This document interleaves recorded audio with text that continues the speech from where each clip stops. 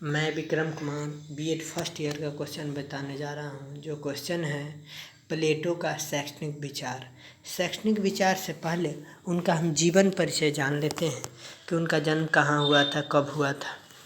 देखिए, प्लेटो का जन्म 428 ईस्वी प्लेटो का जन्म 428 ईस्वी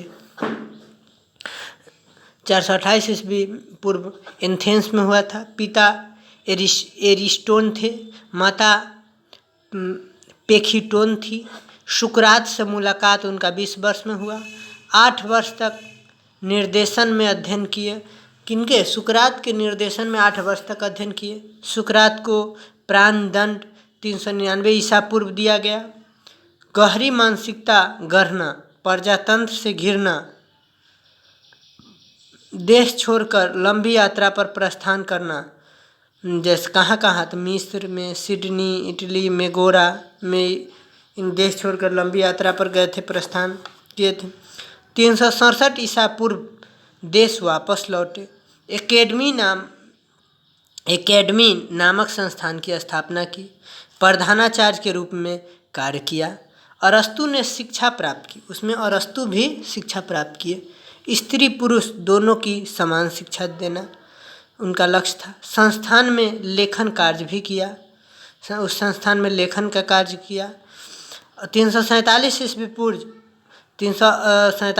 पूर्व ईसा पूर्व 80 वर्ष की उम्र में देहांत हो गया। उनका रचनाएं हैं the Republic, Apology, the Laws Crito, the Statesman, क्रिटियान, सिम्पोजियम। उनका शैक्षिक दर्शन के बारे में जानते हैं कि वो जीवन परिचय हो गया।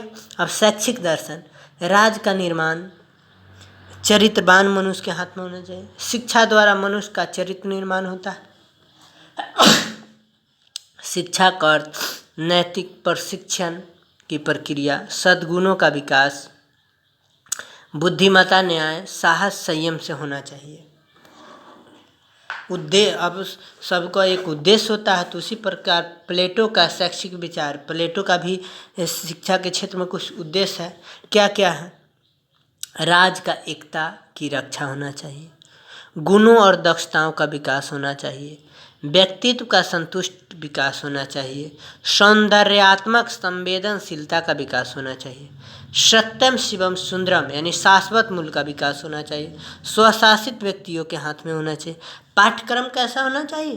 पाठ्यक्रम प्रारंभिक स्तर पर व्यायाम, खेलकूद, संगीत, इतिहास, गणित, विज्ञान, ये सब होना चाहिए।